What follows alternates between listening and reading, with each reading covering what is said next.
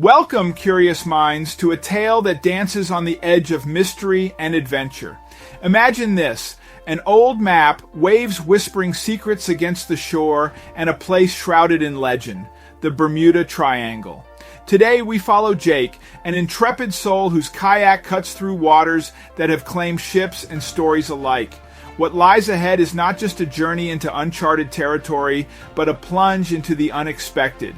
So settle in, let your imagination set sail, and prepare to uncover the mysteries that await. Not all who wander are lost, but some may find more than they ever dreamed.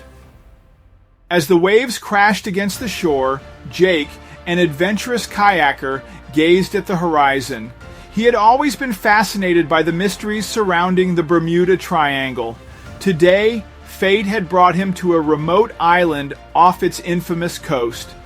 Guided by an old map, he discovered a hidden cove sheltering an ancient shipwreck. Eagerly, he approached the eerie vessel, its time-worn planks beckoning him.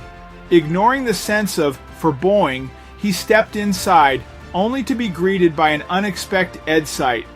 But before we start, smash the like button and make sure to subscribe if you haven't, and hit that notification bell so that you won't miss any new stories.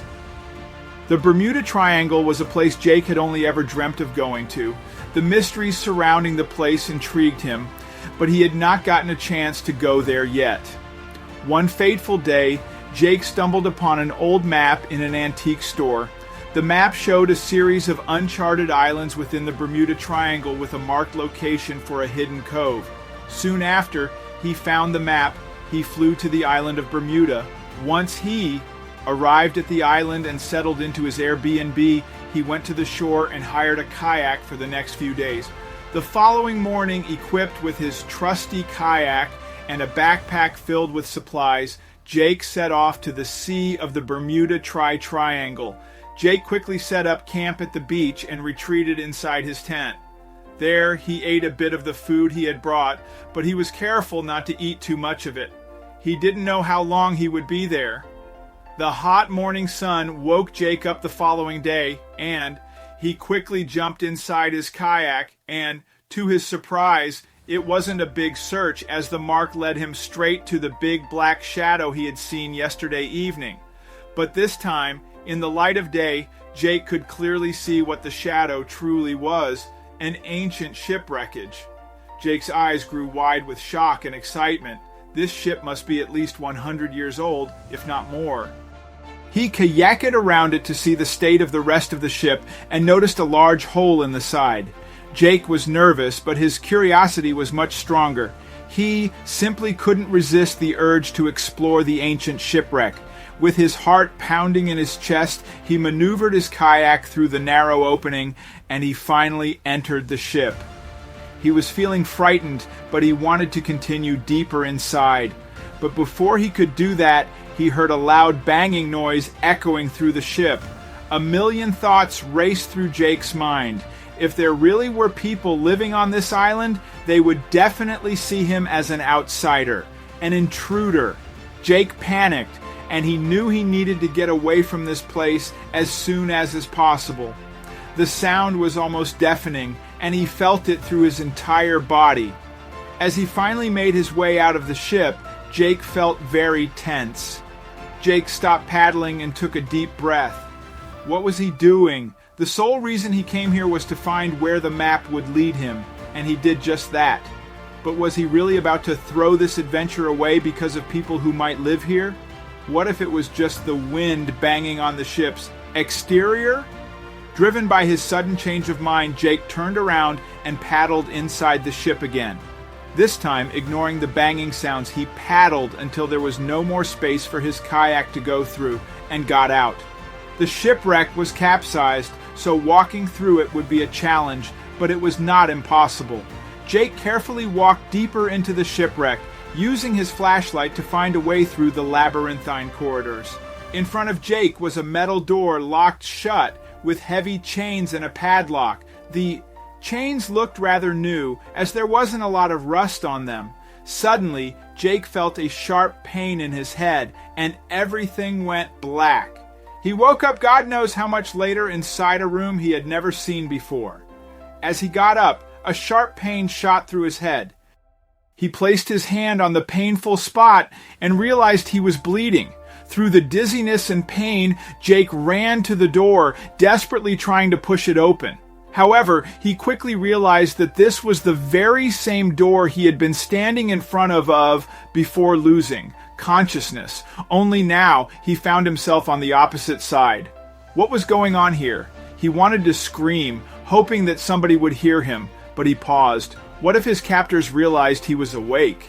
He turned around and looked around the room. That's when he realized how dangerous the situation actually was, because throughout the room in various positions lay skeletons. What had happened here, and would he be next? Jake could hear noises coming closer and closer to him. He thought as he tried to find a place to hide, but before he even had time to find a spot, the doors swung open and a group of men entered the room. Jake's heart pounded in his chest as he held his hands up in front of him. These were no ordinary people. Jake was terrified. He had no idea what kind of tribe he was dealing with and what they would do with him. Jake's mind spun with ideas. He held his head low as they walked over the beach and into the jungle. The jungle was dense, and it would be almost impossible for him to find his way back, so he paid close attention to his surroundings. Jake knew that every tribe has a chief, and they could be ferocious. This one would probably be the one to decide his fate, but suddenly, an opportunity arose. The men suddenly stopped and waited. Jake didn't know what they were so focused on, but it was clear their attention had shifted. It was now or never. Jake slowly turned around and saw the two men behind him look the other way. Jake couldn't wait for another second and took off running for his life. He could hear the men yelling behind him as he ran away as fast as he could.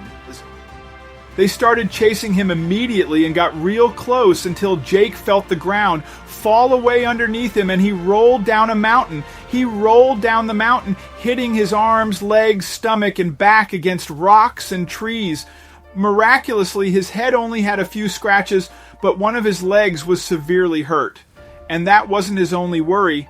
Now that he had fallen, there was no way he would find his base camp again, and how would he get his kayak back?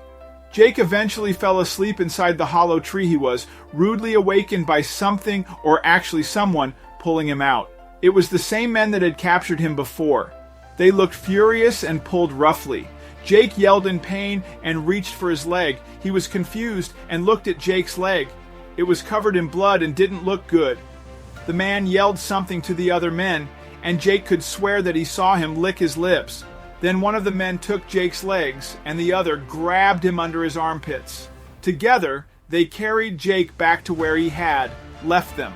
They had arrived at the tribal camp. The tribal camp was huge, with huts and fire pits, and women and children running around. They were carrying Jake toward the table of food, and he couldn't help but notice a huge, and I mean huge, fire pit behind it. The drums that were playing were silenced, and the chief appeared out of one of the huts. The men carrying Jake lowered him so he came to eye level with the chief. The chief's eyes inspected every bit of Jake's body, from his ears to his knees and fingertips. He yelled something that Jake couldn't understand, and everyone started yelling, or actually they were cheering. They jumped up and down and started hugging each other. What was going on here? Were they celebrating their next meal? Jake cleared his throat and everyone stopped what they were doing. Hello, my name is Jake. Jake, the chief repeated, trying to say Jake's name. Yes, Jake, I come in peace. I mean no harm. Please let me go, and I will never return. Jake felt tears well up in his eyes as he said those words. The tribal men placed him in a makeshift jail made of thick branches tied together. They guarded the jail for the rest of the day until nightfall. Then, as it got darker, the tribe began chanting and dancing around. The drums were playing again, and everyone was having a blast. Jake cried softly, as he didn't want the tribal people to see him so weak. Then, the chief suddenly opened the jail and grabbed Jake by the arm, pulling him to his feet. This is it, Jake thought, and he said his goodbyes in his head. The chief guided him to the fire as everyone watched. Jake closed his eyes as he approached the fire, but opened them quickly when he felt that they suddenly turned in a different direction. They weren't going toward the fire after all. They were heading toward the table full of prepared meals. There was one chair at the head of the table, decorated with leaves and branches, probably for the chief. But Jake thought wrong again. The chair wasn't for the chief, it was for him. The chief sat Jake down at the table and took a seat next to him. As soon as the chief sat down, the others sat down as well, and they all looked at Jake in anticipation of something. Jake frowned and looked around him. It looked like they were waiting for him to do something. Suddenly, the chief stood up with a cup in his hands. "Jake!" he yelled. Now everyone stood up and yelled Jake's name. After that, they started laughing and happily eating together. When the chief noticed Jake's stunned look, he grabbed a piece of meat and held it in front of him. He mimicked he should eat it. So Jake took the piece and carefully took a bite. This was not how he expected the night would go. Suddenly, he heard a rustling sound in the distance, and a man dressed in normal clothes emerged. He greeted the tribal people in their own language, but he seemed to be from the mainland. Then he spotted Jake. They were celebrating his arrival. It's all a misunderstanding. After I came to the island, bringing food and water with me, the tribe began idolizing our kind. They saw you arrive and kept a close eye on you for a while. They wanted to know your intentions, And then you entered their ship.